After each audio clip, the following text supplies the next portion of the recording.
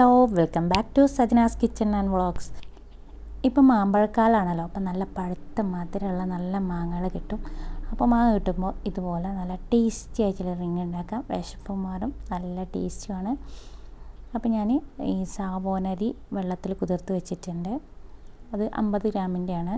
ഞാനത് ഫുള്ള് കുതിർത്ത് വെച്ചിട്ടുണ്ട്, പക്ഷേ അതിൻ്റെ പകുതി ഞാൻ എടുക്കുന്നുള്ളൂ.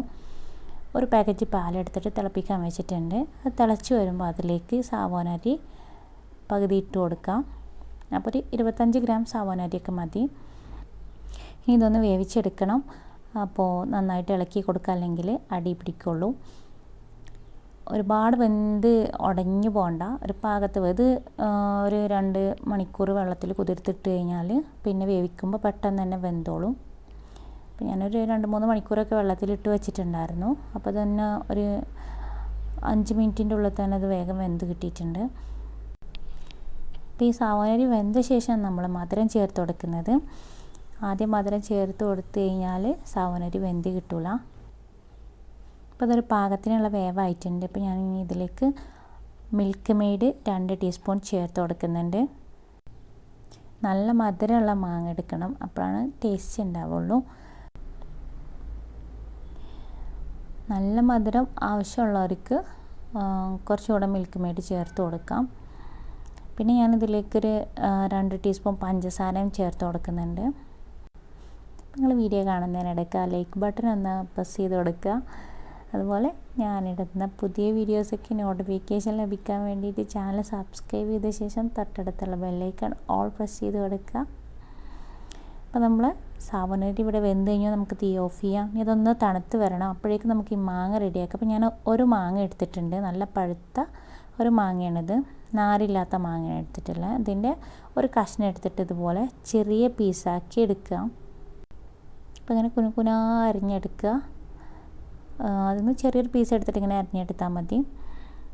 ഇനി ഇത് മാറ്റി വെക്കുക. ബാക്കി വരുന്ന മാങ്ങ നമുക്ക് പൾപ്പാക്കി എടുക്കാം.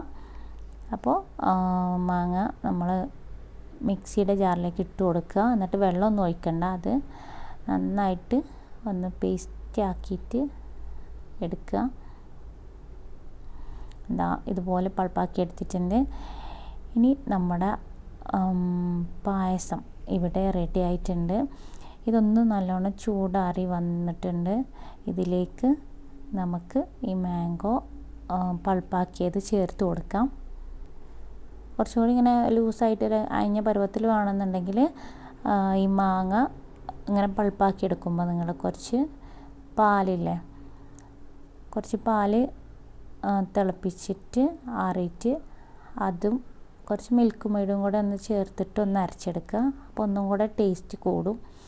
എന്നിട്ട് ഇതിലേക്ക് ചേർത്ത് കൊടുക്കുക. അപ്പോൾ ഒന്നും കൂടെ ഒന്ന് ലൂസായിട്ട് നമുക്ക് കുടിക്കാൻ കിട്ടും. ഇതിങ്ങനെ കുടിക്കാൻ നല്ല ടേസ്റ്റാണ്. അപ്പോൾ നല്ലോണം മിക്സ് ചെയ്തെടുക്കുക. ഇതിങ്ങനെ ഇളക്കി കൊടുക്കുക. അപ്പോൾ നന്നായിട്ട് മിക്സാക്കി റെഡിയാക്കി എടുത്തിട്ടുണ്ട്.